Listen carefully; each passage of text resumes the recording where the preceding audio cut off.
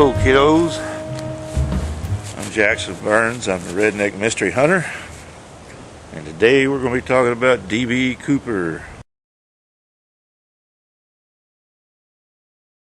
It's a name that was given to a fellow who jumped out of an airplane. There's 30 or 40 passengers aboard with crew members. I think there were 3 pilots, one was just taking a hop, 2 pilot and co-pilot plus some stewardesses. And anyhow, he hijacked him, and he was the first guy known to do this in the United States. Hijacked him for $200,000 ransom and 4 parachutes that were from a local aviation place or a local parachute place. A trainer brought them, and accidentally brought one that was sewn shut. It was a reserve chute. DB ordered front and back parachutes that indicated that he was probably somewhat of an amateur, not really a professional skydiver. At least that's what the FBI says. And he did know how to put one on, so that showed he had some kind of prior knowledge as far as, working them.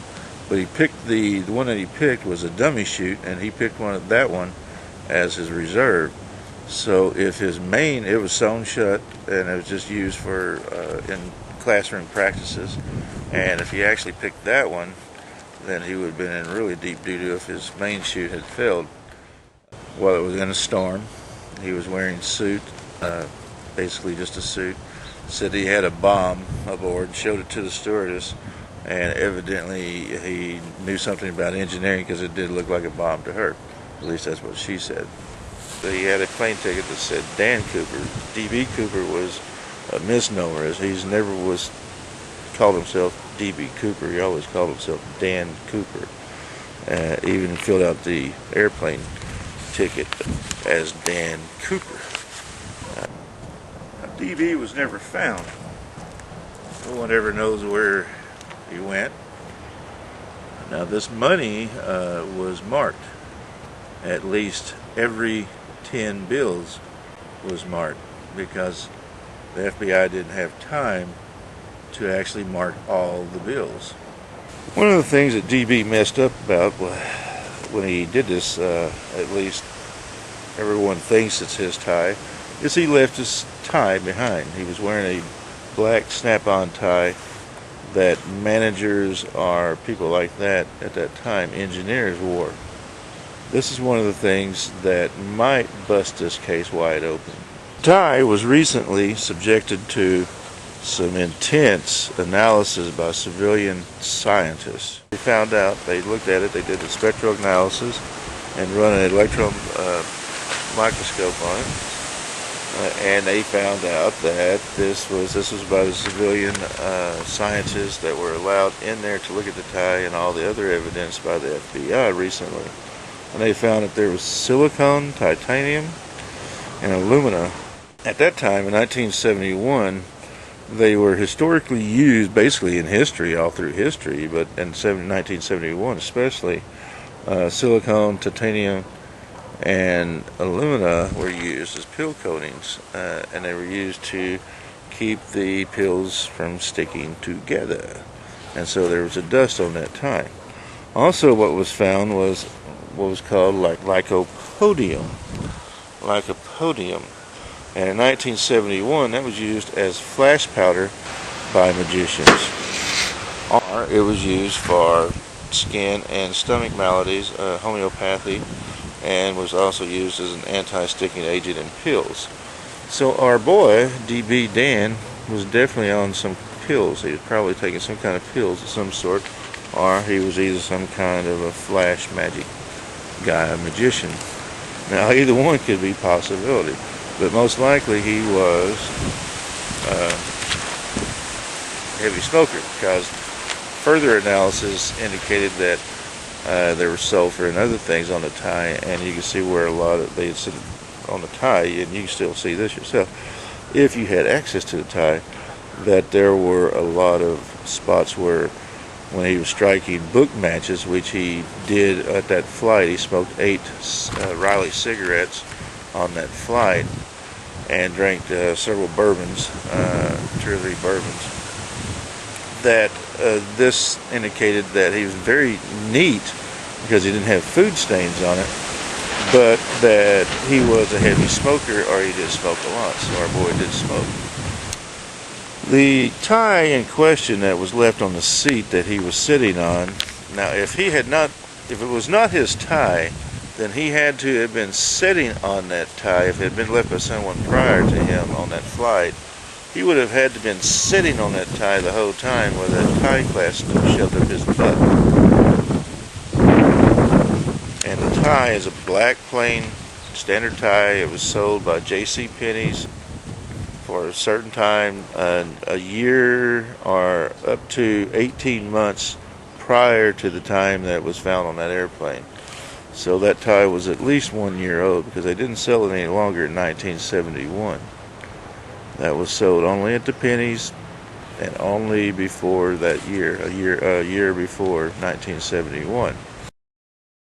Now, other things that were found on this tie recently was aluminum pieces and titanium pieces, and they were the pre-processed titanium, which means there's 3 stages that titanium goes through. Pure titanium was found on his tie, and there's pure titanium as well as aluminum pieces that come from a metal factory or a metal shop. Chemical plants use pure titanium and other corrosive resistant metals. Now, pure titanium, and this was the 5000 series aluminum that was found in his tie, pieces that had been used in the metal. They were like curlicues, the shavings basically from metal workings that were found embedded in his tie. And this was just recently that this was found, this year as a matter of fact. Both the 5000 series aluminum that was found and the pure titanium that was found, it wasn't processed, and there was not a compound or an alloy. It was pure titanium. And in 1971, that was very rare anywhere to have pure titanium. At that time, it was used as basically as an anti-corrosive agent, and it was very extremely hard to get. This indicates that our boy, he had both the titanium and 5000 series aluminum that was found in his tie. This indicates that he was some kind of an engineer or a manager that wore this, because they were only managers and engineers wore those clip-on funky looking narrow ties at that time. So he had to have access to a machine shop that worked in some kind of a industry that dealt with pure titanium and 5000 series aluminum. Most common places for these 2 metals found together would be in chemical plants or metal fabrication facilities that built components for the plant or for the airline industry, certain airlines. One of the things that Dan Cooper asked for was negotiable American currency. This came from his own lips. Most Americans are not going to ask for negotiable American currency. We're going to ask for dinero money or whatever. Also, the stewardess that talked to him said that he did not have an accent, like no accent whatsoever. And supposedly, one of the few places that have no accents, which I don't know about that, but they say that is French Canada. So this guy could be a French Canadian. What they call a Manitobian, or a Franco-Albertan, or someone like that. That possible would have no accent whatsoever, just a plain, straight accent. But I do need a bit. Northwest Orient passenger Robert B. Gregory classified Dan Cooper's hair as jet black, greasy patent leather, slipped back with a slight part to the left, somewhere on the left. Unusual colored suit coat, reddish brown or russet color, wide lapels. Shirt was neutral color, tie contrasted medium to dark color. There we are, back to our funky little straight black tie that he ripped off to go out the airplane. Now, some of the money that was found, that was marked, was actually found on a sandbar somewhere pretty close to where he would have jumped out at. Could have been in 1980 by a guy named Brian Ingram. And you can see him right here. He was a kid. He was a young kid. I think he's 9 years old. And he was digging with his hand to dig a fire pit. Now, Tina Bar was a popular hangout for fishermen and for young hangout, for younger people, just to hang out. Basically, you go fishing, maybe jump in the water and freeze your bahooties off. But that was a place to hang out at that time. So it's possible it could have been a marker, it could have been a spot that he could have came into. It was said that the Corps of Engineers came in there, had like in '74, had dredged sand from the Columbia River and dumped on Tina Bar, and they had done that, but the pushing sands were pushed further up, 50 yards up and down the beach, so it wasn't really right in that area where that money was found at. So it couldn't have been dredged from that river. And they did a lot of tests on that, all kinds of tests on the money, how it could have floated in, and no one has really described it other than it could have had to been planted there.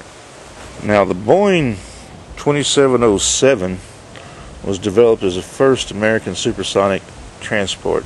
We'll call that the SST. They won a bid for a competition as a government-funded contract, basically, was to build American SST in Seattle, Washington. And the rising cost and the lack of a clear market basically led to its cancellation in 1971 before 2 prototypes had been completed. Now, the SST are the only one airplane that was ever made that would use the pure titanium or aluminum in its design, 5000 series aluminum. The side bit here, footnote, is that the Seattle basketball team, NBA basketball team, is known as the Seattle Supersonics.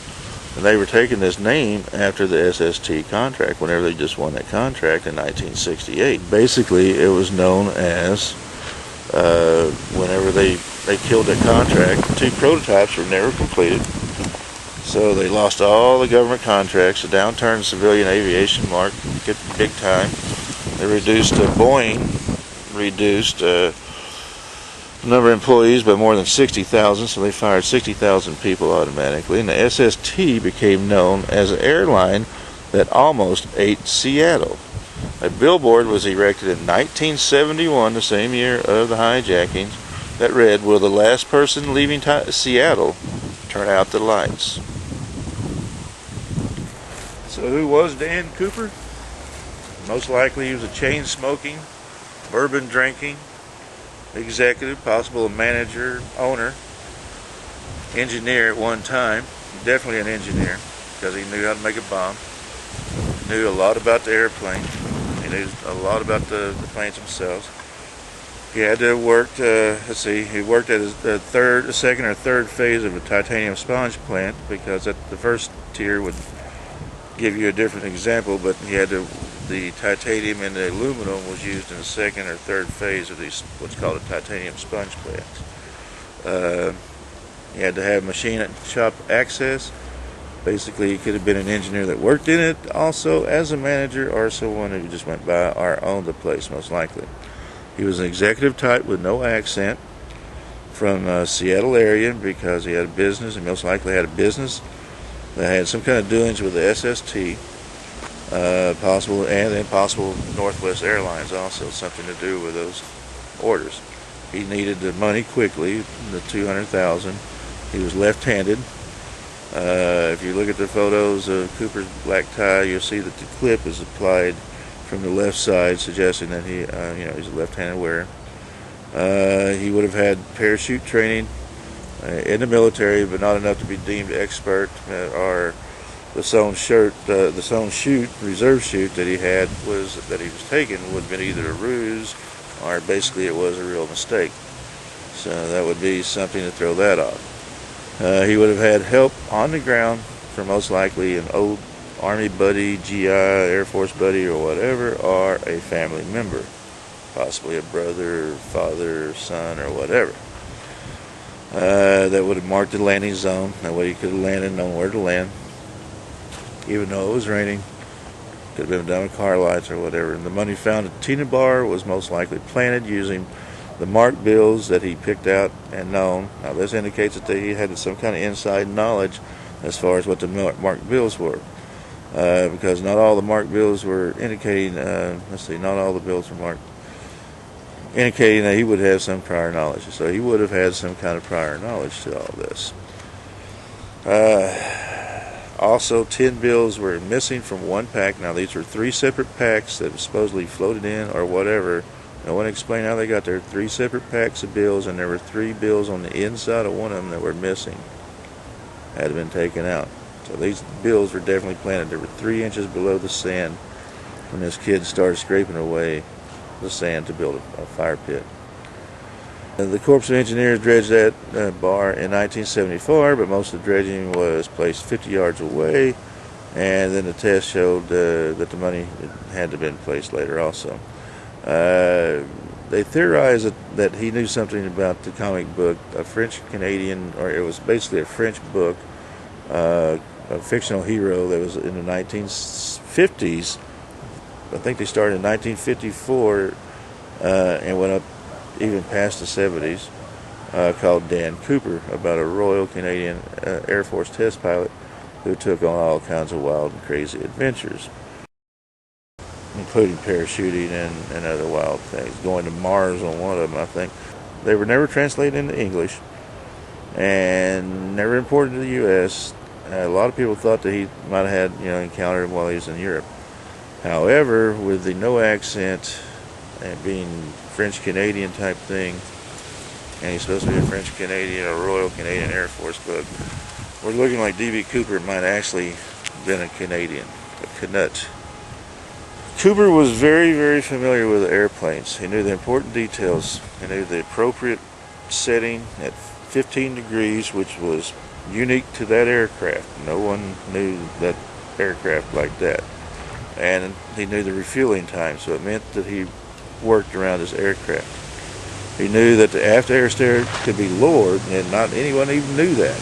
Even the pilot and the co-pilot didn't really know that. A lot of people didn't even know that you could do it. They had an argument about it, that you couldn't lower it in midair, and he knew that you could. This indicated that he had some kind of CIA spook intelligence, because at that time they were using these planes for transport into certain areas, into both Cambodia, Vietnam, and other areas, and behind enemy lines. They were dropping agents. They were using 727s to drop agents behind lines in Vietnam, many other places. So most likely he was a spook or a central intelligence guy. He knew something about that. They didn't even let civilian flight crews know about this. There was no, because there was no situation on a passenger flight that would indicate that it would be necessary. And he knew that the operation by a single switch of the staircase in the rear of the cabin could not be overridden from the cockpit. So he knew all this stuff. So he was basically some kind of a spook operative that had some kind of work in a metal shop in that industry with the SST. Now, could it be a government? A lot of people said it could be a government guy and a government deal to bring in more security to the airlines or whatever. From the Seattle area in 1971, that would have been affected by the SST going under. That was connected to it somehow or another. There's our boy, D.B. Cooper, or Dan Cooper. This is Jackson Burns. I'm signing off. This Redneck Mystery Hunter.